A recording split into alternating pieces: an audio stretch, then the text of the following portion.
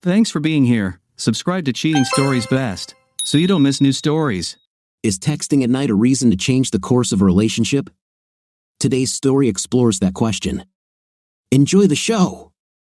I'm Jeff, a bit of a handyman. I make a good living in our area just doing things that larger firms don't want to do. I'll assemble flatbed furniture, prepare kitchens. I try not to clean bathrooms, and I do a lot of work for my wife's flower business. Amy, my wife, and I have known each other for as long as I can remember. We met in kindergarten. Our parents got along really well, and it just happened. Oh, we had other friends, and we were both dating someone else at some point, but we always got along with each other. We were young. I'm a year older than her. When we started becoming closer, it wasn't romantic at first. It was more of an exploration, at least that's how I saw it. I still swear that we never crossed any lines. We were excited, but we never took it further than that. So it came as a big surprise to us, and everyone else, when it turned out that Amy was pregnant. I did what I thought was right. We discussed our options and asked both our parents if they would allow us to get married. The wedding was quiet. No one wanted to make a big fuss about it. We moved in with my mom and dad. We were going to visit Amy's parents, but her dad got sick, and it was decided it would be too hard for her mom to cope with both us and her dad's illness. I was planning to do an internship, but the pay wasn't very good, and as a married man, I needed to earn something better as soon as possible. That's when I started doing odd jobs, working as many hours as I could.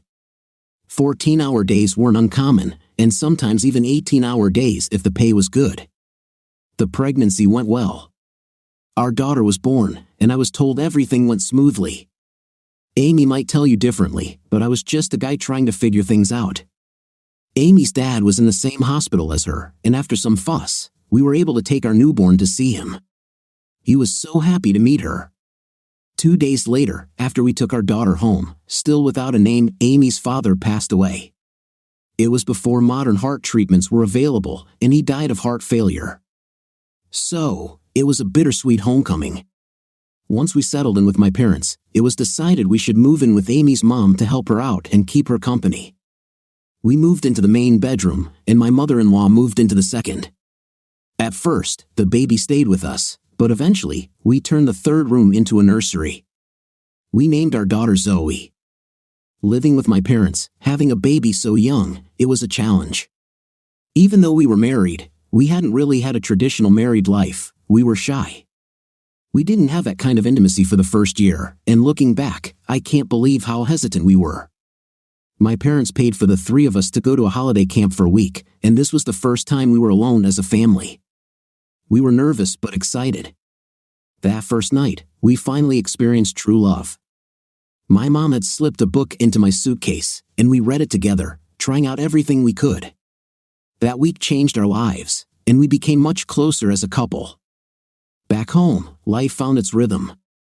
Amy started helping her mother with the garden, and soon, she was growing flowers to decorate our home. Her love for gardening turned into a business, which began when she made some displays for the local library and was later asked to do custom work. The business blossomed from there. I thought it was a fantastic idea, so I wrote up a business plan, and we got a bank loan.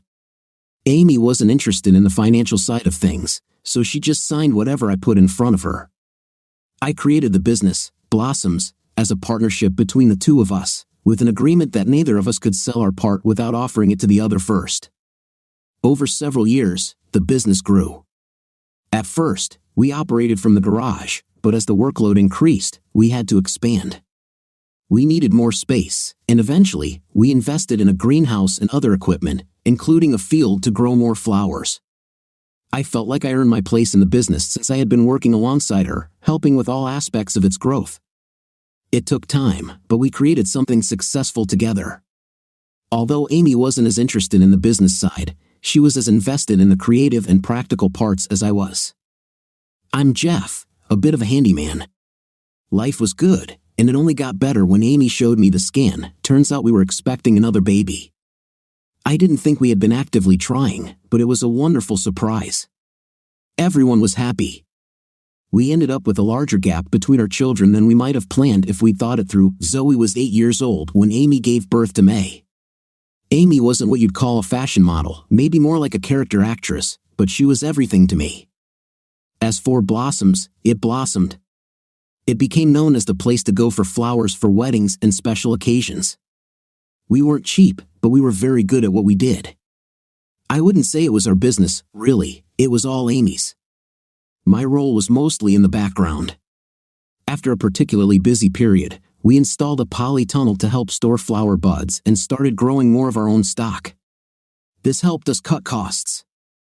At the time, plots of land weren't in high demand, so I managed to mortgage 2 plots adjacent to our yard.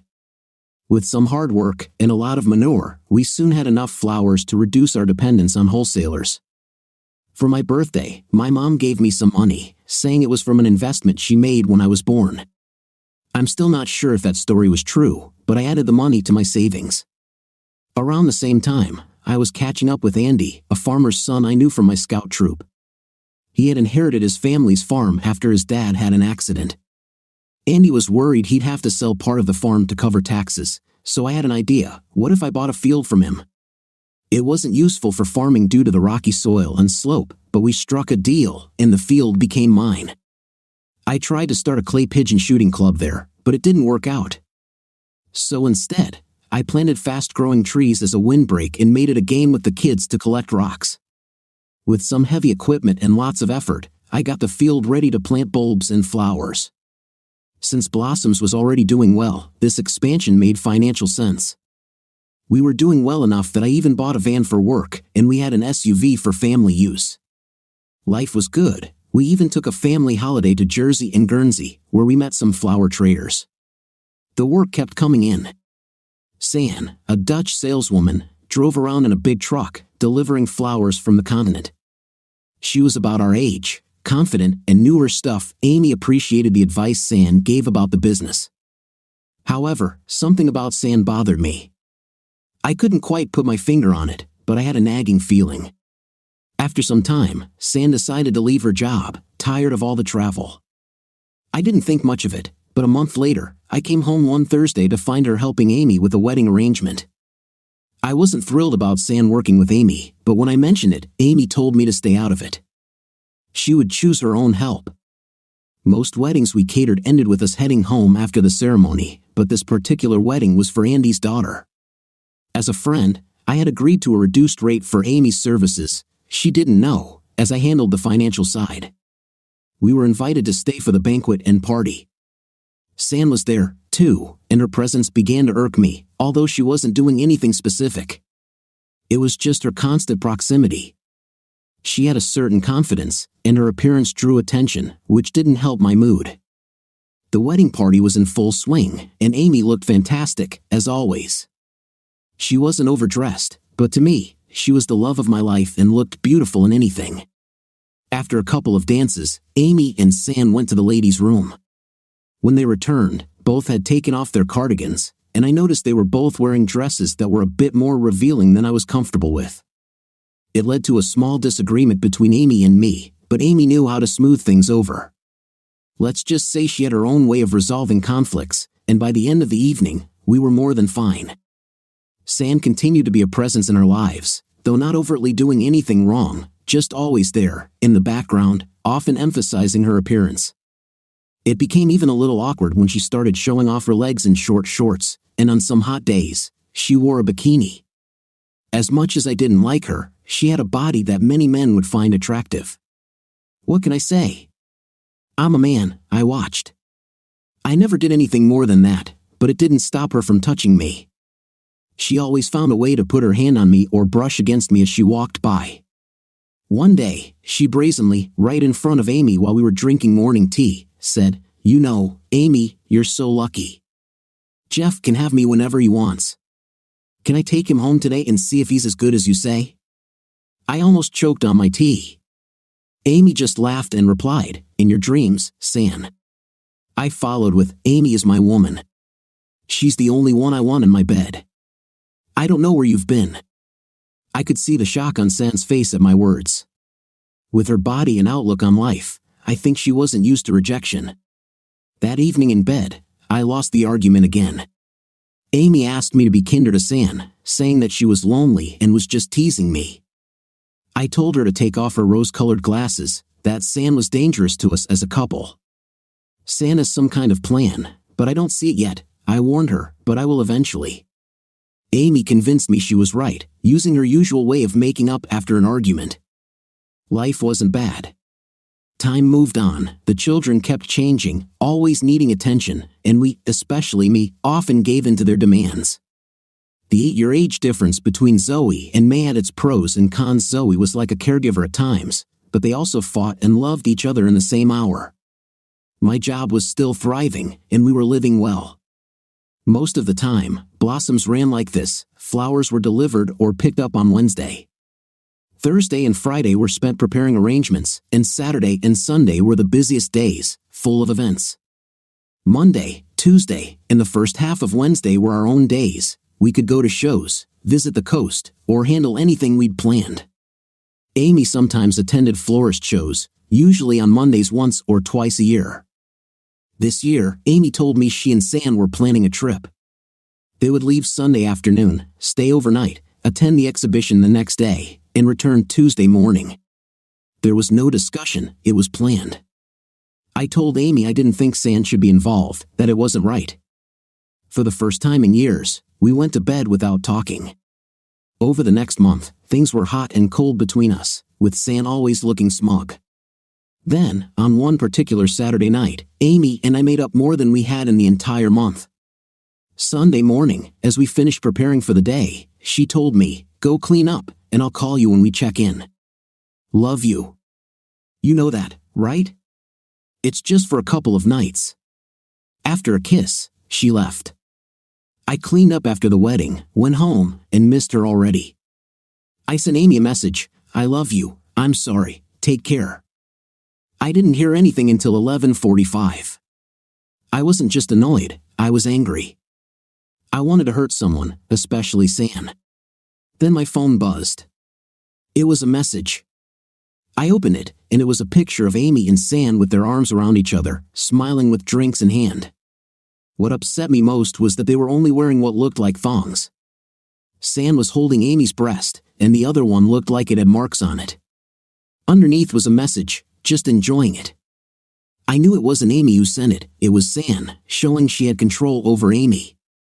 The glass I was holding shattered as it hit the wall, flying through the mirror.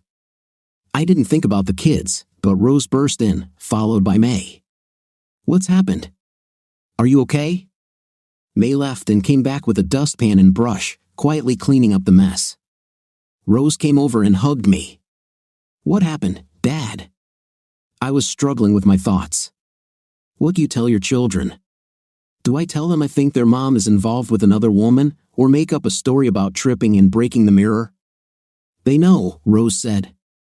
"Show him. I told you we should have done this last week." May hugged Rose as she pulled her phone out of her pocket, swiping the screen like kids do, and handed it to me. The video showed love bites on a woman's chest, 2 or 3 on each side, and several on her neck. I sat there, stunned, while Rose took charge as if she was used to managing things. "May, get Dad a drink." "Sit still, Dad. We'll handle this." May placed coffee in front of me while Rose took my phone, scrolling through the messages. "You shouldn't be looking at this," was all I could say. He stood on 2 legs in May's hand as I watched in slow motion while she opened the photo. Her expression didn't change, but a tear rolled down her cheek. Rose took the phone from her, glanced at it, and then put it down. "You don't need to see this, Dad," was all she said. But I did. It took me a second to realize what I was looking at. Amy was with San in an intimate way. The 3 of us sat in silence, lost in our thoughts. The girls told me they had suspected something for a while. May had overheard conversations about San becoming a partner in the flower business, and they wondered what I was going to do about her. And, of course, what I thought about Mom, that was the $1,000,000 question, wasn't it? What to do? I'm not sure if the girls slept, but I certainly didn't. When I came downstairs, Rose was already busy with her tasks, and May was preparing breakfast. "Well, what are we going to do?" It was Rose who stepped forward, as usual. She wasn't one to stay behind and wait for things to happen. She was always out front, making sure they did. I know what I'm going to do, but you two have to go to school. You don't need to interfere. Promise me, no matter what happens next, you'll still love your mom and me. This has nothing to do with you. We will both love you forever, and you have to believe that. The business, Blossoms, was old, done, like a Monty Python sketch. It was dead. There was a lot of back and forth about how and where, and that's not what you mean, but I did it. I made phone calls, begged, bribed, and simply paid for what I wanted done. By today or tomorrow at the latest, it would all be over. Rose and May ignored my attempts to keep them out of it. Rose drove the tractor around the field for me while I handled other things. I was surprised at how many friends came to help, without even asking why. Rose drove the tractor, May worked with the trimmer, clearing the vegetable gardens. There was nothing left, not in the garden nor in the field. Andy, true to his word, arrived with 2 of his colleagues in a trailer. The polytunnel was quickly dismantled, and although some of the back fence panels didn't come down so easily, it didn't matter. Removing the compost bins was a bigger challenge, but Andy and his buddy eventually managed it. On Andy's second trip, they took apart the greenhouse, carefully unscrewing the frame from the base and loading it onto a trailer, followed by the glass. Everything was removed and unloaded into the field, along with other parts one wanted. After that, Fred took Amy's van, and I followed in mine to the dealer. Fred drove it home while I completed the paperwork to sell both old vans and buy a new one, a spacious Mercedes Sprinter for myself. When I returned, all that was left to do was clean out the garage. The girls enjoyed their time helping me, and we joked and chatted while we cleared out the flower shop equipment that had turned our garage into a workspace. Everything fit into the Sprinter with a little effort, and we unloaded it onto the field, covering it with a tarp and weighing it down with stones, which would suffice for now. On the way home, I picked up some takeout, something we rarely did, and wondered if it would become a regular thing in the future. The 3 of us, like the 3 Musketeers, relaxed that evening. I didn't force the girls to do anything, no dishes, no rules. The last couple of days had taken a toll on me. Later, I went to bed, and as I lay down, the thought flashed through my mind that this might be the last time. I undressed, got into bed, and sleep came almost instantly, but it was full of nightmares. I woke up feeling someone behind me. "It's okay, Dad. It's just us." "You had nightmares," Rose whispered. "Go back to sleep." It was like the old days, when I used to bring them to bed when they had nightmares. This time, they were the ones comforting me. Morning came, and although it was bright and sunny outside, there was a distinct coolness in the air inside the house. "What are we going to do today, Dad?" they both asked, looking at me expectantly. "Well, it's only Tuesday. I don't expect them to be back until this evening. Maybe they're having such a good time they'll want to stay another night." We decided to go to the sea. It was only an hour's drive to the coast. It wasn't the best beach, but we sat, ate ice cream, and watched the sea and the boats. It had been a long time since they'd held my hand while walking, and it felt nice. I wanted to get home before Amy arrived. It was a surprise to see Zoe waiting in what was left of the garden when we returned. "What happened? What have you done?" she asked. I didn't believe Rose and May when they told me. I could only answer, "What can I do? I've asked you all to keep loving your mom. This is between her and me, not you. We will always love you, no matter what. Don't stop loving her. You will always be my little girls." All 3 of them left, and I sat down to do some online banking. I wasn't surprised to get a message saying they were having such a good time they wouldn't be back until tomorrow at lunch. Zoe sat next to me. She's 25 now, finishing her studies to become an accountant, though who knows? I woke up again when May climbed into bed with me. It was still dark, and she just said she was scared to be alone. It was painful when I told her she would never be alone, that she'd have to put up with me whether she liked it or not. She burst into tears, and her sobs were heartbreaking. We had breakfast together, but soon after, I threw it up. The flower van arrived on time, if not a little early, and the driver expressed concern that the flowers hadn't been put in water right away, warning that their lifespan would be significantly reduced. Amy and San didn't respond to calls or messages yesterday, so I asked the girls to ignore any messages from them today. I monitored the texts and calls that came to my phone. I waited and listened to the voicemails, which became increasingly frantic as the day went on. By about 5:30 in the evening, Amy was begging me to call her back. They finally got out of the taxi, and Amy collapsed to the ground, clutching the wilted flowers tightly, feeling how dead they were. The day was unusually hot for February, well above the average temperature. San watched in horror, and all she could do was shake her head. When she tried to touch Amy, Amy told her it was all her fault and that she never wanted to see her again. The girls took Amy into the house, while I stayed outside, watching San. "It wasn't supposed to end like this," San stammered. "It was just a joke. You have to believe her, nothing happened, nothing happened." I went into the garage and slammed the door, feeling stunned. I sat down on what remained of the foundation of the greenhouse, where I had left a 2-seater bench. Amy came and sat next to me, sobbing. It was just a joke. Nothing happened. I love you, you have to believe me. There has never been, and there never will be, anyone else for me. You tell me this every day, more than once a day, she cried. Her sobs and tears stirred emotions in me, making me want to hug her, but how could I? Was it just a joke? "Look at this," I said, showing her the photos on my phone. "What's funny about this? What about this? And this? How do you explain to me that nothing happened when I'm looking at these photos? And what about this video?" I played a video of her in the bathroom, showing hickeys on her body. With each photo, I heard her gasp, as if she were running out of breath. No, you don't understand. Those hickeys, they were just makeup. I wanted to see if it could look pretty, or maybe it could turn you on. They washed off after we left the bathroom, she said. And what about these photographs? They didn't wash off when you were caressing her, did they? I'm sure if I undress you right now, I'll find more hickeys, won't I? I accused. Amy stared at the floor in silence. What happens next? What do you want me to do? She finally asked. I hadn't thought beyond what would happen after the flowers were delivered. I told her I didn't have an answer yet. I was exhausted, had nowhere to go, but I'd figure something out. I'll sleep in the van, I muttered. She said something under her breath, and I asked her to repeat it. This was your Valentine's Day gift, for the man who has everything, she said softly. How can cheating on me be a gift?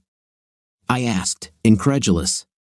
It was supposed to be for you, 2 women in bed, just for one night.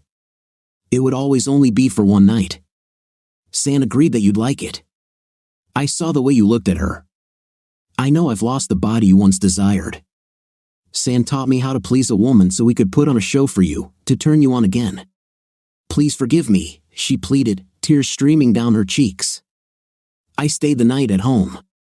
May gave me her bed since I wasn't going to sleep with Amy. Later, May climbed into the narrow bed with me, speaking in a tone I had never heard before. What do you want? Haven't you heard him enough? If you cause him 1 more ounce of pain, I'll kill you, and I'll bury your damn body, she said fiercely. Rose stood behind her, supporting May's harsh words. Rose had sworn before, but I had never heard May use such language.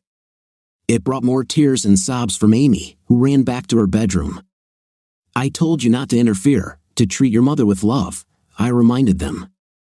Haven't you ever done something stupid? Listen, you're both adults now. It's time to be strong for your mother. One of you should go and hug her. I'd like you both to go and keep her company all night. I'm afraid she might do something stupid. They looked at each other, uncertain. Are you serious? They asked. When I nodded, they left the room. I heard the door to my old bedroom open, and the crying intensified.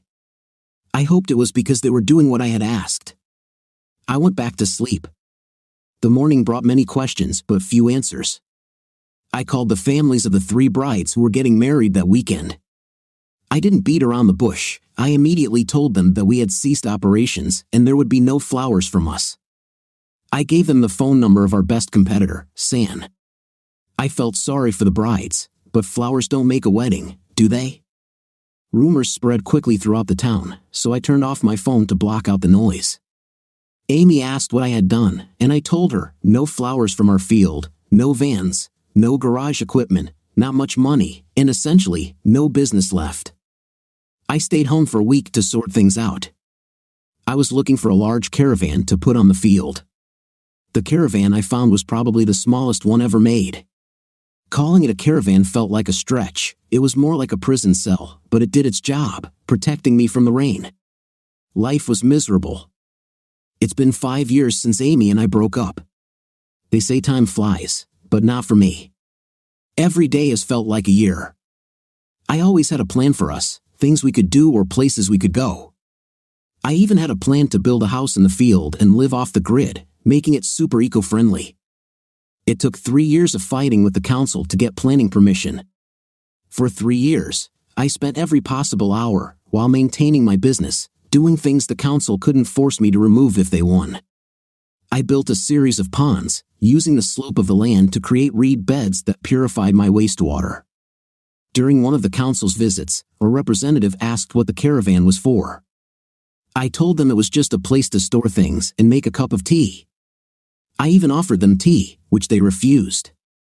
And I heard one of them say to the other, "I told you, you couldn't live here." I wouldn't even let my dog in. Forget about it. My girls would sometimes stop by to help me, even bringing their boyfriends when they knew I had hard work to do. One day, I realized Amy had been with the girls because I discovered a flower bed outside the van, well, as I called it, a raised flower bed full of blooming plants. It's strange, and not in a fun way, how little things sometimes touch me so deeply. That gesture brought me to tears, which eventually led to me pulling a muscle in my shoulder, hitting rocks with a sledgehammer to release the emotional pain I was still feeling. 5 years later, I had built a large 3-bedroom, 3-bath house. It was based on a static caravan, but I made modifications to make it my own. I made deals with friends, exchanging favors. I did work for them, and they did things for me. I know it was wrong, but I used rubble I was paid to remove to create a path around the field, a trail wide enough to drive a car on without getting stuck. The house was almost ready. I had a front yard of grass that looked great, a patio with furniture, and a swing hanging from a large oak tree on the side. But something still felt missing. I know I said I wanted to live off the grid, but I realized I loved comfort more than I had thought. The place always had water from the central water supply, probably installed when it was still a farmer's field. I had also installed electricity, which cost me a lot, but I didn't have many other big expenses. I used solar panels anyway, and they earned me a bit of money when I sold the surplus back to the grid. It was nice when all 3 of my girls came to visit. They all had boyfriends, but none of them had found Mr. Right. I didn't interfere in their personal lives. Now I see that they were giving me more alcohol than I should have had on purpose. It wasn't hard to get me to drink. I was used to downing a bottle of gin or whiskey every night to numb myself and forget my problems. In a very relaxed state, they told me the reason for their visit. "Dad, we need your help," Zoe began. "Mom isn't in the best shape. She needs something to do. Will you let her come and make a flower bed, like what you used to have here?" May added, "You won't have to see her if you don't want to. We'll take turns bringing her and warn you when she's coming if you'd like. She won't cause any trouble." "We promise," Rose interjected. How could I refuse my 3 daughters? I'm not sure I've ever been able to turn them down.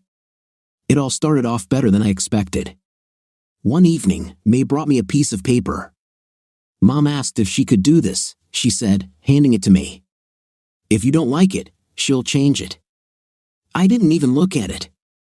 I just said, she can do what she wants. That night, everything went wrong. I started drinking heavily, stopped shaving, and only managed to wash occasionally. Looking back now, I know I was depressed, and things were spiraling out of control. I still worked, though I don't know how. It's a mystery how I was never caught drunk driving. One client brought me to my senses. She put me in her car, drove me to the doctor, and stayed with me until I was released. When we got back, Rose was at the client's house, so she drove me home in my van and helped me into bed. The first week, as I was told later, I mostly just slept, drank, walked a little, and slept again. The second week, I remember better. One of the girls came over every morning and evening to make sure I ate, only allowed me 1 bottle of alcohol at night, and made sure I took the pills the doctor prescribed. It was 6 weeks before I started walking around the field again. It's funny, I still thought of it as the field. I saw Amy's work for the first time. She'd done a fantastic job, she still had a talent for colors. But I never saw her while she worked. 2 months later, I felt much better. The pills were working, calming my thoughts. I had almost stopped drinking. The girls still came by every day and took care of me. I tried returning to work but discovered that May had taken over project management. She was the one keeping everything in order, fixing the problems I had left behind, and even booking new jobs for the team of people I trusted. She was also the one who had done the work for free for the client who took me to the doctor. But I didn't feel like doing anything, so I stayed home, walking along the trail, listening to music, and doing nothing. Sometimes I saw Amy, but we kept our distance, each lost in our own thoughts. One day, I opened the front door. If I hadn't been on the pills, I would have been amazed, but in that moment, I felt indifferent. San was standing there, with Led Zeppelin playing in the background. "Jeff, please," she said. "Can I just talk to you? It'll only take a minute." I nodded and let her in, offering her a drink, which she refused. She pointed to the sofa. If it hadn't been for the pills, I probably would have killed her not too long ago. "I'm really sorry for everything that happened. I truly am. It was a gift from Amy, and I took advantage of her kindness. It was all my fault. But that's not why I came here. I have a suggestion for you. I have a friend who's a photographer, and she needs a secluded place to shoot. This place is perfect, and she's willing to pay good money." I looked at her. She wasn't wearing makeup or dressed as revealingly as before. She looked a little depressed. "Why here? What will I need to do, and how long will it take?" I asked. "Like I said, this is a secluded place. I think 1 or 2 days will be enough for them, but it can be discussed if you agree. You won't have to do anything if you don't want to, not even attend if you don't feel like it." Walking around, I noticed they might want to use Amy's flowers for some of the shots. "If you agree now, I can bring Hannah over to have a look." I didn't believe Amy when she told me what you did here. "It's really beautiful, Jeff, it really is." I just said yes. S thanked me and left. 2 days later, on a sunny day, I opened the door to see S and Hannah. We introduced ourselves, and I offered them coffee or tea. Hannah spoke, but S just nodded and looked around. Hannah wanted to explore the whole place to figure out the best angles for the shoot, so the 3 of us walked around while I explained what was where. When we got back to the lodge, I offered drinks again. We sat on the patio, where the sun was starting to warm everything up. "So, Jeff, how much do you want?" Hannah asked. Before I could respond, S intervened. "He wants a standard rate, the same as renting a studio. Plus, you won't have to rent any props, and you won't need to pay for flowers." Hannah smiled. "So, you're keeping an eye on him?" she said to S, but with warmth. "Is there anything you don't want us to do, or are there any places we shouldn't go? Oh, and do I need a place to change clothes and put on makeup, or should I bring my own?" Hannah asked. I thought about it. The only place you can't go is the house. And it's better not to go into the ponds, except the very bottom one. It's checked every week, and the water is cleaner than drinking water, I said, pouring her coffee. I showed Hannah an old, small caravan that I had saved and was planning to convert into a shower room, wardrobe, and toilet when I built the pool. She gladly agreed, noting that everything depended on the weather. It needed to be dry and sunny. The following week, on Monday evening, S called and said they'd arrive at 8:30 a.m. I went down at 7:30 to unlock and open the gate and found a car with 3 women inside. "Thank God you're here. I was about to go into the bushes." "Where's the toilet?" one of them asked with a laugh. I smiled and showed her the way, relieved that I had hooked up the little caravan the previous week. I was only wearing shorts and a robe, but I offered them tea and coffee. I took the drinks out to the patio, where the sun was starting to warm things up. Hannah arrived shortly after and joked about seeing me with 3 women, dressed as I was. Soon after, a Sprinter van arrived, just as Hannah had said. 2 women hopped out, unloaded cameras and other equipment, and quickly set everything up. I made more tea. By the end of the day, there were 4 actresses, 2 actors, and 6 women working behind the scenes. Then S showed up with what looked like a burger truck. I went to the shower to change clothes, trying to stay out of the way. I made breakfast, ate it while watching everything unfold through the window. One of the women, the one who had asked for the toilet at the gate, came out of the small caravan. She was wearing a short robe, and her legs seemed endlessly long. Hannah was talking to a group of people around her, though I couldn't hear what she was saying. I assumed she was giving instructions. The cameraman set up his camera and took a few test shots, showing them to Hannah, who nodded in approval. B, as the woman was called, took off her robe. Wow, this is a body any man would love to see, and even more, to touch. I watched as the others joined B. It all looked very professional. The 4 women and 2 men moved like shuffled cards, changing positions and following Hannah's instructions. Even though I'm not a voyeur, I couldn't take my eyes off the scene. I'll say right away, despite everything, I'm still a man, and everything inside me was stirring. I hadn't felt aroused in months, but watching this, I didn't even think it looked intimately. For some reason, I started thinking about Amy. As I stood there, lost in thought, S whispered in my ear, "I don't want to upset you, but if you want, I can help you with this." Her eyes showed fear, as if expecting a bad reaction. "No, I don't think anyone can console me right now," I replied, "but thank you for offering." I had no idea where that response came from, thanking her for something that had destroyed my marriage. I heard her quietly sob as she left. I went back to assembling the new swing, still distracted by the intensity of my emotions. "Excuse me, can I stay with you for a minute?" B appeared unnoticed while I was putting together the last chair. She sat down on the swing and handed me a paper cup of coffee. "I don't know whether to hit you or kiss you," she said, her tone teasing but serious. "Sand doesn't tell me what's going on between you two, but something's clearly up. Tell me." I had nothing to be ashamed of. I was the one who had been wronged. So, I started telling B my sad story. As I spoke, she gently pushed the swing. It was almost hypnotic, something in the motion relaxed me, and it became easier to talk. This was the first time I had said all of this out loud. I apologized to her, but she just laughed and said, "No need to apologize." She just laughed and said that she should thank me for being honest. She admitted that she enjoys showing off her body and loves her job. I've been with S for a long time, but she never opened up to me. I didn't know what was wrong, but I saw what she was going through. "Are you saying she just asked to sleep with you?" B asked. When I nodded, she simply said, "Damn it." When I returned, Hannah was waiting for me. "Look, I don't want to be intrusive, but can I stay here tonight? It will save me a lot of time. I'll pay you. We won't be a bother, it'll just be me and Becky." "What do you say?" she asked. Tired from standing most of the day, I just said, "Okay." Becky asked what I wanted for dinner.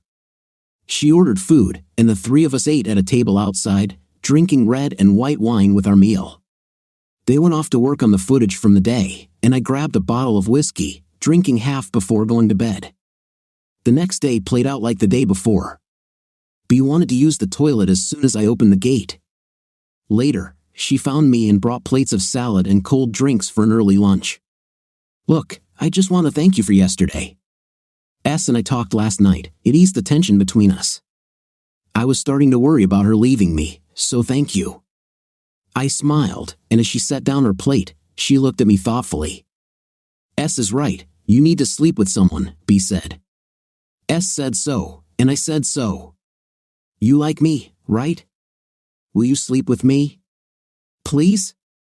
She added, "I love S, and she knows what I do on set. It's just a job I love. Like I said, I love how you appreciated me then, and now. Come on." With that, she took off her robe. "Damn it, Jeff, I've been with a lot of men. Are you okay?" she asked. "No," I answered as I got dressed. When I returned, Hannah and S were waiting for me. "What the hell, Jeff? You owe me half a day of filming." "B was unfit for work," Hannah said, walking away. S glared at me. "I was perfectly fine until you showed up. I was doing great." Now look at me." She looked down, ashamed. I walked into the house.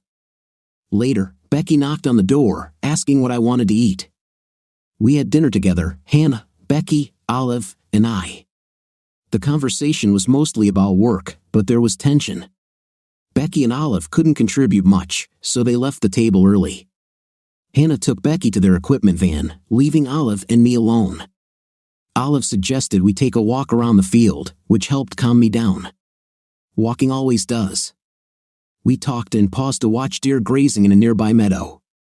Olive said she'd never seen real deer before, only on TV. I teased her, saying, "If you're a good girl, I'll show you the badgers." She laughed and asked, "Do you want me to be just good, or would you rather I be great?" I didn't have an answer. After locking the gate and clearing the table, I went to bed. As I was getting comfortable, there was a knock, and the door opened. It was Hannah. "Sorry, Jeff, I just get overwhelmed sometimes. It's all the stress with the budget. I know you didn't mean to hurt anyone, but please don't mess around with the actors," she said, acknowledging that some of this was her fault. "Are we okay? We'll finish tomorrow, and I have another offer for you. Think about it, and we'll talk tomorrow." She left, and as I was drifting off to sleep, I heard the door open and close again. "Move over a little, lift me up. I'll show you the difference between good and great," Olive said, slipping into bed with me. "It's okay. I'm not exactly talented yet," she added. We went for a walk that night, and I showed her the badgers. She ended up completely without anything except for her shoes. On the way back, Hannah gave me Olive's robe, saying she wouldn't need it until they left. The door suddenly flew open, hitting the wall. "What's going on here, Dad?" Zoe's voice woke me from this dream about Olive and Night. I wish it had been real. "Sorry, I'll wait downstairs," Zoe said, closing the door behind her. I went into the shower, knowing my daughter was waiting for me. Once dressed, I went down for the inevitable interrogation. I explained as best as I could that everything was going fine until S showed up. I mentioned that S hadn't told her about my guest, and things spiraled out of control. Losing patience, I blurted out the whole truth, which left Zoe stunned. She always thought of me as a macho man, but reality was far from that. Hannah walked in at that moment. She was about to say something, but I cut her off, introducing her to Zoe. "I'll call," were Hannah's parting words as she left. Zoe seemed to be digesting everything she had heard and seen. "Are you going to be okay, Dad?" "I mean, leave it all behind, but will you be okay?" she asked. I shrugged. "Who knows?" Zoe stayed the night. It was a phone call that prompted her to tell me why she was really there. She snatched the phone from my hands before I could even say hello to Rose, telling her that she would call back. "Dad, you know I love you, but I have good news and not so good news. You're going to become a grandfather, but I will not become a wife." I jumped up, hugged her, kissed her on the cheek, and told her that everything would be okay. It didn't matter, I would make it work. Tears began to flow, mine and hers, and a long time passed before her phone made a sound, reminding us that we forgot to call Rose back. I opened the gate and walked past Rose's car on my way back. Zoe, Rose, May, and Amy were sitting at the table. "We need to clear things up, Dad. They convinced me that we would have an addition to the family, so take action." We had breakfast, and the girls left, leaving me with Amy. They said they would be back soon. I had a feeling it was a setup. We talked about everything except the main topic, and suddenly Amy dropped a bomb on me. "So you slept with a star so hard that she couldn't work after lunch?" "I wish you would just hug me or at least talk to me," she whispered the last phrase, making me feel more insignificant than ever. "Come hug me if you can tolerate a traitor." I could barely get her off me. She hugged me so tightly that it was hard for me to breathe. Then she pressed herself against me and kissed me back. "Okay, I'll do whatever you want," I said. I stopped her by placing my finger on her lips. "We'll settle things later. First, we have to take care of Zoe." I hated to lie. I wasn't going to make peace with Amy. I wasn't going to take her back. But I had to be careful about this to make it work for the girls. Rose ran toward us as we walked along the path. "Thank God." I thought you might have killed her." "Oops, I shouldn't have said that." Amy held my hand as we walked back. Rose continued to smile at Amy. 2 days later, we had a family council. I didn't allow Zoe to keep talking about how the man didn't want to stay with her. I told her to just move on with her life the way she wanted, and that we would work things out. Nothing was settled then or for the next 5 months, at least for Zoe. A week after Zoe told us about her situation, Hannah unexpectedly came to see us. Sorry for the unexpected visit, but I was nearby. "I have a friend who I think would love to use your garden for her group." "That's out of the question if they want to do an intimate shoot." "No, it's a little weird, but I'm pretty sure there won't be much intim." "Look, are you interested in meeting her and seeing if she can rent your garden?" "Okay, come on." "Where are you planning on doing this?" "I was hoping you would agree if I could bring her right now." "She's in the car." This took me by surprise, so I nodded. Hannah went out and came back with a tall, slender woman who looked to be about 30. I needed a drink, if not for me, then for someone else. I offered, and they wanted coffee, but I took a large glass of whiskey. The meeting was short and to the point.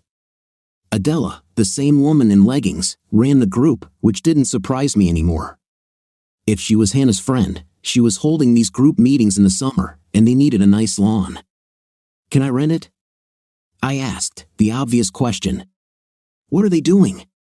She said it was just a pony club. I must have looked confused because Hannah handed me her iPad with a video on it. I watched it twice. It was short and showed girls half-dressed. I asked if they were serious about it, and they both nodded. I asked what I should provide, and it turned out I only needed to provide a lawn and somewhere to change clothes. They would bring everything else themselves. If I agreed to rent it, it would be for 2 days, 2 events. The fact that she offered to pay me to use my lawn was ridiculous. I had to say yes since the weather was so good, and they wanted to get it done next week. Talking to Hannah before the events, we laughed at the amount I would receive. I had never made so much money for so little effort. When this happened on the first day, I had to go inside to avoid laughing. It didn't give me any excitement like the men who paid for it. Don't get me wrong, the girls were beautiful, well, most of them, but this whole pony thing wasn't for me. I don't mean to be rude, but I noticed that the 2 older girls didn't look as attractive due to dental problems. They were missing back molars. Hannah explained this when she came to find out where I had gone. Once again, Hannah stayed the night. I joked that I would soon start charging her for the room. We talked over a bottle of wine. I asked what place S occupied in her group. She told me that S was just a friend who sometimes helps out. I casually asked if S was still dating Amy. Without batting an eyelid, she simply said, "Yes, they date every week." She's still trying to figure out where B fits in, by the way. All I hear is how Amy still wants you back. You're not interested, are you? She didn't ask but affirmed it. Look, Jeff, I know I've been asking to rent your place a lot lately, but it won't last long. We'll have to move on. Clients are getting tired of looking at the same place. How about we organize something special?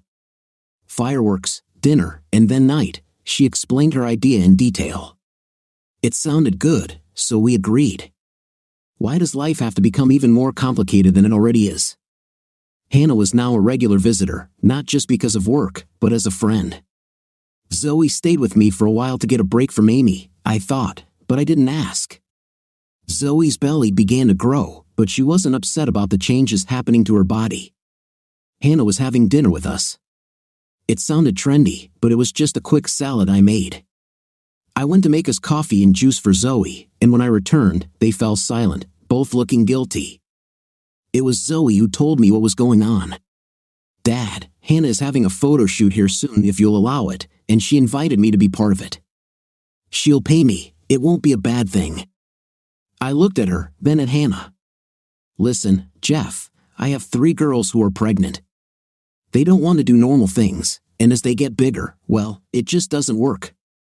So I came up with the idea of doing a quick photo shoot with big bellies, and, well, Zoe loves the idea. And like she said, I'm going to pay her, something new for me too. Come on, let her try. If you're worried about being recognized, I'll deal with some masks that all the girls can use. How about that? I didn't have much choice. Everything happened twice as fast. 3 pregnant women, a makeup artist, Hannah, her 2 cameramen, and 2 men showed up, plus Zoe, of course. I tried to stay away, but Zoe wanted me to be close in case she felt unhappy. It's weird to think about your daughter being photographed during an intimate shoot, let alone being there. I didn't see all the outfits that Zoe told me about later, but the ones I saw made my eyes pop out. The makeup artist was about 35 years old and had a child in her basket. She's only 6 months old. I couldn't find a babysitter for today. I hope you don't mind. I'm Jilly, by the way. It was decided that Zoe's living room, dining room, and bedroom would be used for the photos, so I stuck to the kitchen as best I could. The baby was as good as Jilly said, but even good babies need to be fed and changed from time to time. As I got closer, I sensed the reason why she was getting restless. Jilly was busy in the other room and didn't notice, so I just went ahead and changed her. I noticed that Jilly had several bottles in her changing bag. What a good idea. I wish we had these when we were little, I thought. 1 bottle said 11 ounces, so I just sat down, warmed it up, and fed the little one. Jilly burst into the room as I was wrapping her. I threw the towel over my shoulder to catch what usually followed, and today I was lucky. What are you doing? I thought it was a stupid question, but I refrained from answering. She needed a change. Her feeding time was over, and you were busy, so I just did it for you. Do you want her back? What? How did you know? She's fine. I should have paid more attention to her. Her name is Jen. I could tell she was upset. It's okay, she's worth her weight in gold. She just needs to be changed and fed. Sorry if I did it wrong. At this moment, Zoe smiled. Are you taking your hand again, Dad? Do you still remember how to do this? Is he your father? Jilly asked in shock. This is his house. He was the one who broke B and didn't let her work that day. Oh damn, was my backup thought. Zoe looked at me and nodded. Yes. Jilly looked at me again. If it's not too much trouble, you can look after her again. When I said I wanted to, she went back to what she was doing. Are you good with that, Daddy? She pointed at me and Jen. I told her it was weird just thinking about her on the set of an intimate tape, but Jen was fine. Some of the things I saw stuck in my head. The girls came, and I prepared drinks for them as needed. One was absent from the group and did her solo shoot with the men, and then she changed for the next one. I was never introduced to the men. I noticed that Zoe did not perform solo. Later, I was walking with Jen and playing with her when Jilly returned. Do you mind if I feed her here, or do you want me to go to the car? I told her it was okay. This is one of the most intimate things I've ever watched or been a part of. I'd miss it for Zoe, I joked because she's my daughter. Jilly took Jen out of the basket she was lying in, unbuttoned her top, and placed Jen on her lap, throwing a multicolored sheet over her shoulder. I looked away, a little saddened that the beauty of feeding a baby was hidden from my view. Jen soon had her fill of milk. Jilly asked if I would mind getting her started so she could get back to work. Hannah was being well behaved at the moment. A day passed. Filming always took longer than I thought. Jilly came in, checked to see if Jen was okay, smiled at me a few times, and left. You were a success with Jilly. She hasn't stopped talking and asking about you all day, Zoe teased me at dinner that night. She's going to come here with baby clothes for the baby, she said, patting her stomach. All the girls were impressed by your childcare abilities. Zoe waited 3 weeks for the photographs, begged Hannah for 6 photographs of each girl, and promised that they would never be seen anywhere. Jilly, Zoe, and I think that by default Rose and May were included became friends. Jilly came over, and I even stayed with Jen for a while they did girly things. I watched Jilly feed her. It got to the point that one night Zoe took the cover off and asked how it was done. Jilly went to put it back, but she looked at me and smiled. She showed Zoe. One night, Olivia showed up. I think she must have been dropped off in a taxi, or perhaps a man she had rejected. She must have climbed over the gate, her dress was dirty and a little torn. Hey Jeff, can you get the poor girl a drink? I wondered if she had already eaten too much. I just need to go to the bathroom, she said. I asked if she was alone today, and she replied yes as she went to the bathroom. When she came back, she was in my robe, still wearing high heels, and sat next to me on the couch. I need to thank you for Jeff. After our night together, Hannah is now relying on me in the best way. Since that night, Hannah has started giving me better roles. Now I'm doing more prestigious work for her. Will you give me a drink or take me somewhere first? I suggested we go to my bedroom to talk more privately. I only took off her shoes. I wasn't going to take advantage of her while she was like that. I hugged her and kissed her gently. She sobbed but soon fell asleep. I quietly stood up and texted Hannah about what had happened, asking her to come over in the morning to pick up Olive. The answer came instantly, "Okay, you woke up. What did I miss yesterday?"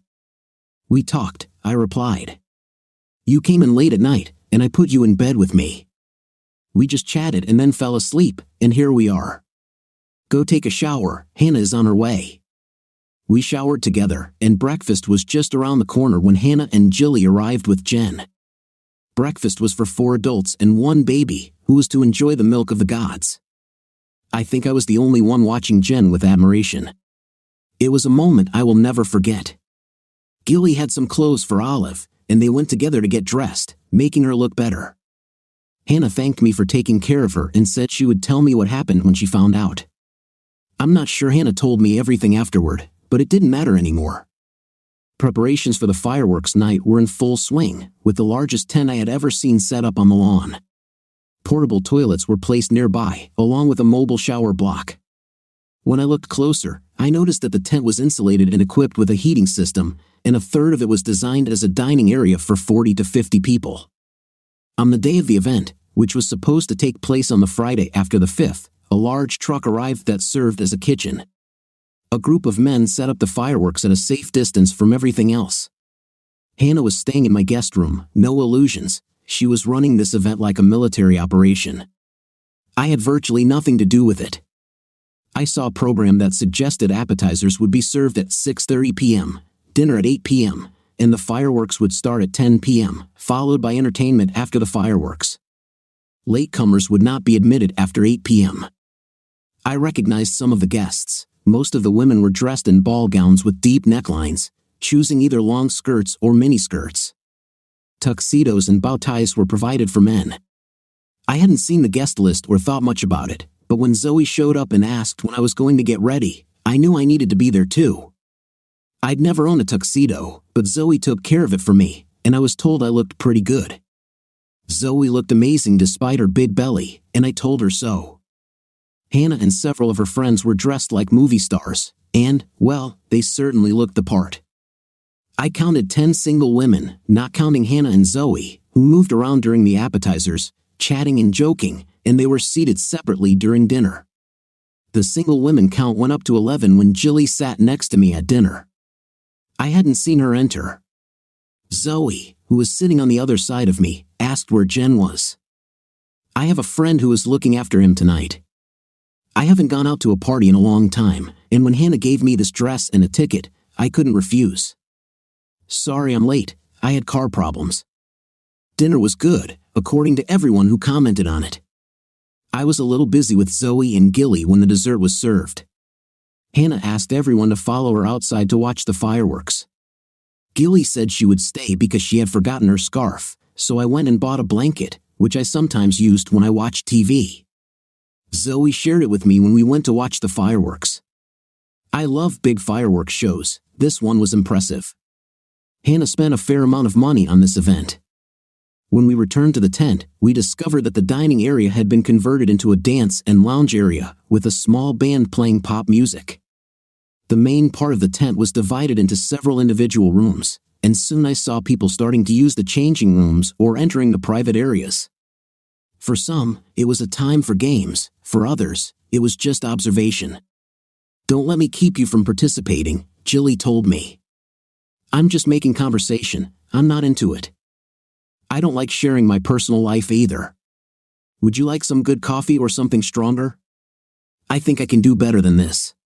When we got to the kitchen, we found Zoe making herself a pot of tea. I didn't expect it to be like this, she said, waving her hand toward the tent. I thought you'd be involved after you stopped the star from working.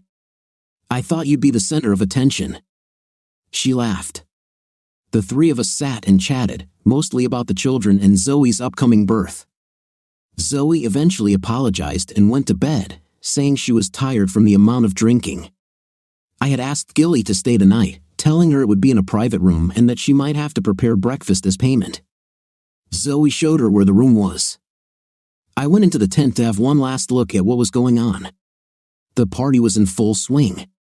Outside, I found a woman sitting by one of the potted plants that lined the perimeter. She was closer to my age than most of the other guests. "Are you all right?" I asked, noticing the sadness in her eyes. "No, not really. I made a mistake by agreeing to come here. Can you help me find my things? My coat is in here somewhere." I helped her get up and held her hand while we walked. I couldn't find her coat, and she asked if I knew a good taxi company. I asked where she lived and realized that a taxi would cost a fortune at this time of night, so I suggested she go back to the kitchen. I had to explain who I was, and I made her a coffee, after which she shared her story. She caught her husband cheating, they divorced, and she had just started going out again. There was one young man she had been flirting with for the past few months. She had finally given into his charm and gone on a date with him last weekend. She admitted that she was stupid to let him go too far and sleep with him. "It was terrible," she said, blushing. "But he tried so hard to apologize and convinced me that this night would be a great experience." Then she began to cry. She had overheard him talking to the two friends he came with, and those other two girls told her to just take the pill he would give her, she would like it. I suggested she stay the night. She had no choice unless she wanted to run into him or couldn't afford a taxi. I locked the house because I didn't want anyone to come in by accident. I went upstairs and showed her the room. "I'll just grab a few things for the morning and leave you," I said, pulling out a few of my belongings. When I reached the door, she asked if I knew what I was getting into today. "A night party," I replied, but I didn't think I had to take pills to enjoy it. "You seem like a nice person. Can I ask one more favor?" I nodded. "Stay with me. Just support this stupid old woman. I don't expect you to want anything more, but please just be there." I turned around and saw her unbuttoning her dress and letting down her hair. I was a gentleman and tried not to look too closely, but when I looked at her face again, she was smiling slightly. "Thank you," she said quietly, climbing into bed. I left my shorts on, but as soon as I covered us with the blanket, her hand slipped inside. I knew there would be intimacy today, but it felt so strange. She slid down, and my shorts followed. "Thank you. I wish I had met you years ago. You are such a wonderful person. Can I get some rest? I'm not used to this. Nothing like this has happened for a long time." At least I dozed off. I wasn't sure if she was sleeping, but after some time, when it was still dark, we started all over again. I can't say exactly who started it, but soon we were locked in an eternal dance again. Suddenly, she turned and hugged me tightly, kissing me with such passion as if she had never known such love before. "Oh, you won't tell me you're married, right?" she asked anxiously. I should have told her about Amy. "Okay," was all she said. We kissed a little and then dozed off.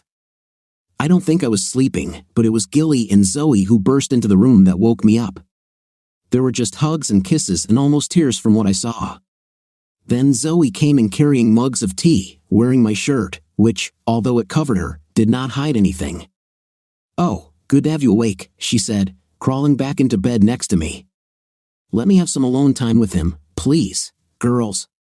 Zoya and Gilly smiled and left. "Okay, mister, I tested your strength, and I like the way you held me. Now it's time for a serious conversation. I understand, Jeff, that you have nothing to do with what is happening there." She waved her hand to the side, pointing to the tent. "I'd better start with the basics. My name is Lily. I heard you were going through a difficult time in your life, just like I was. I've never done what we did last night in my life. I know I told you yesterday about this guy Ian. He was the only man I've ever been with besides my husband. Now you are my third." She put the mug on the table and took my hands. In a quiet voice, she asked, "I don't want a fourth man in my life. If I've made a mistake in how I feel about you, please tell me now so I can leave with wonderful memories."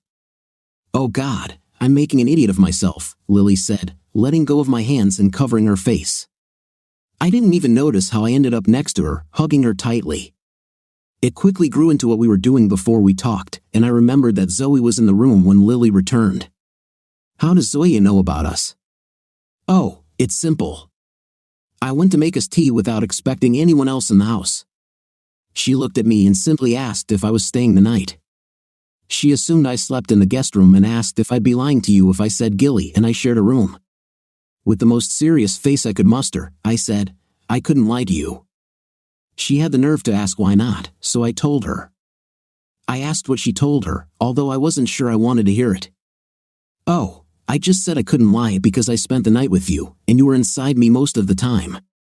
If she opened her eyes, she would understand that she has the best dad in the world, who doesn't mind who she's with as long as she's happy. The three of us sat and talked. They told me about some of their problems, but only some. Well, what do you think? Are you willing to take a chance with me, knowing that I will immediately go to bed with men who don't even know my name? We went downstairs, but it was closer to dinner than lunch. Zoe was on edge, and I just kissed her and Jilly, who was back with Jen. Lily paid as much attention to Jen as I did, and it seemed that life was starting to get better. I think Gilly slept in Zoe's room, and Lily slept in mine. At some unimaginably early hour, we were awakened by a loud knocking on the bedroom door. "Hurry! Zoe is going into labor," Jilly said. We prepared for this. I got dressed, took out my travel bag, got into the car, and drove it to the front door.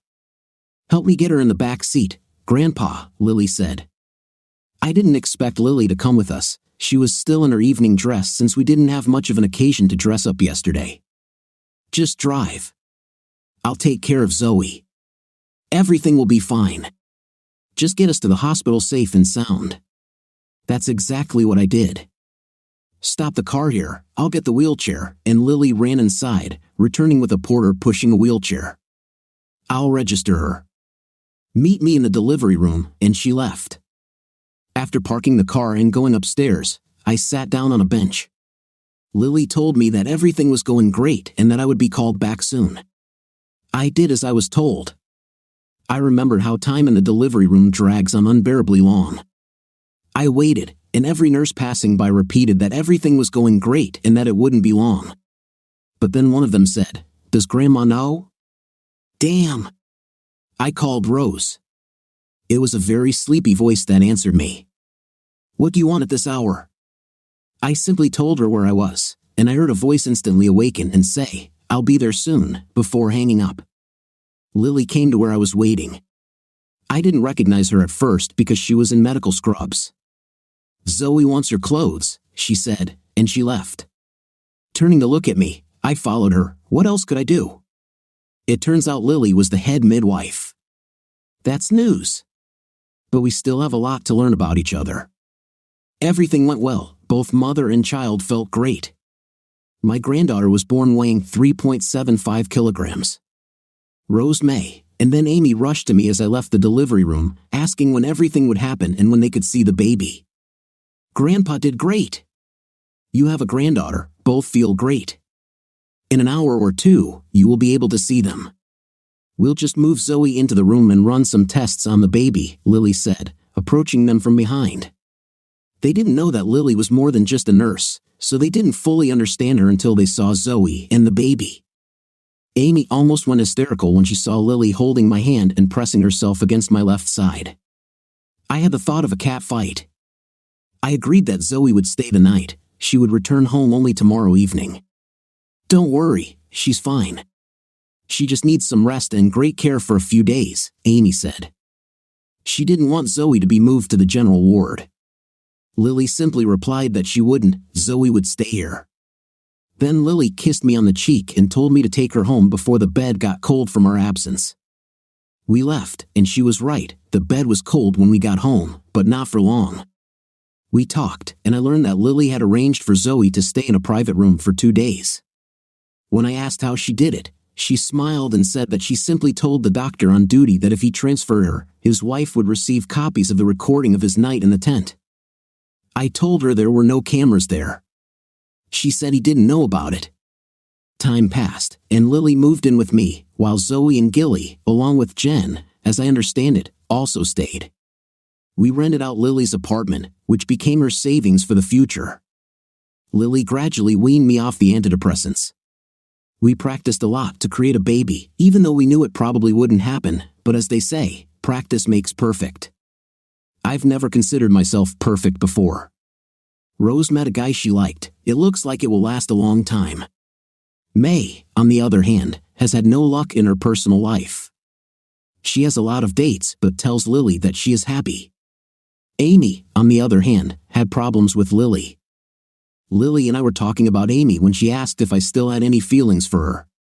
I honestly said that, as the mother of my 3 daughters, of course, those feelings remain, but as a wife or just a mistress, no.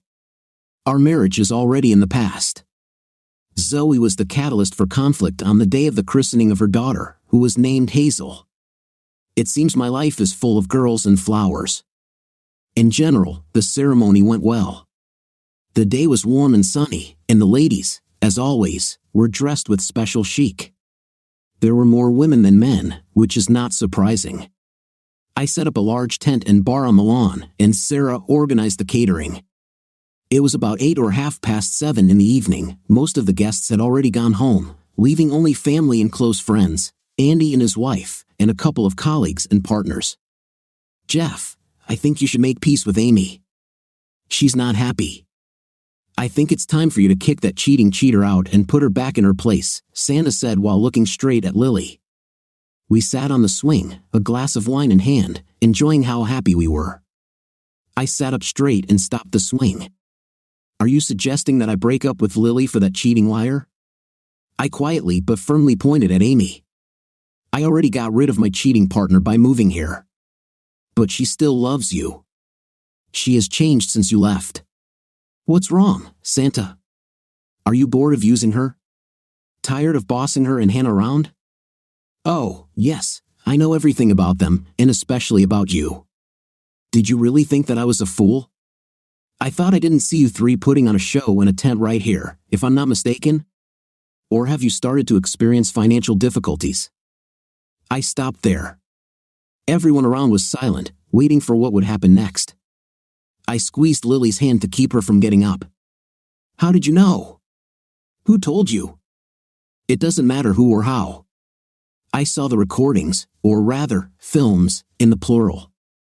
More than one. For me, this is just dirt. It was you who destroyed everything in my marriage, but I am sincerely grateful to you for this. Look who I ended up with. She makes what I had with Amy look like nothing. Do you want to know what we think about you? We feel disgust and pity in equal measure. Now, please go away. Amy will always be welcome here as a friend and family member, but I never want to see you here again. I said everything I wanted to say for a long time, but Santa was not going to go away quietly. She started attacking me again, and her words turned venomous toward Lily. I was just about to get up and walk Santa to the gate when Amy intervened unexpectedly, dumping a bucket of ice on Santa. Silence reigned around us, which was soon broken by a chuckle that grew into laughter. I had never seen Amy like this. She hit Santa in the face hard and determined. You stupid cow! Look what you've done. It's all because of you. It's always been about you and your needs, hasn't it? Well, go to hell and find someone else for your entertainment. I won't be your, insert explicit term, for you and your friend Hannah anymore. Hannah, look at me. You either stay here with me or you leave with her. Wow, I didn't expect this turn of events. I looked at Hannah and saw how she was struggling with internal doubts, but to my surprise, she walked up to Santa and kissed her right on the lips. Santa, with a wide grin on her face, was stunned when Hannah ended the kiss and slapped her across the face. There was no more party. Everyone immediately began to leave. The next day, Rose and May helped dismantle the tent and bar. Daddy, we think you need to please yourself with something. We decided that we will give you and Lily a cat, May said proudly. Only over my corpse, young ladies, Lily said. Zoe lived between Amy's house and mine. Rose stayed with Amy most of the time, and May just hoped she was happy, although she never gave me a straight answer. I never asked who Hazel's father was. It was none of my business. Zoe and Gilly had already given birth to another child, and Lily helped them both during the birth. Amy, I'm not asking, but it seems Hannah lives with her, or at least at her house. I think they help each other not to climb the walls out of loneliness. What about me? Well, I'm well past 50. I look back on my life, and if I get the blues sometimes, my nurse is right there to take care of me. I never knew that temperature could be measured this way, but there are weeks when it is taken every hour, and if you're lucky, every half hour. What do you think of our story today? I think my husband did the right thing in responding to the message he received, because I think most people would not have believed it. What do you think? Write in the comments. See you in the next video.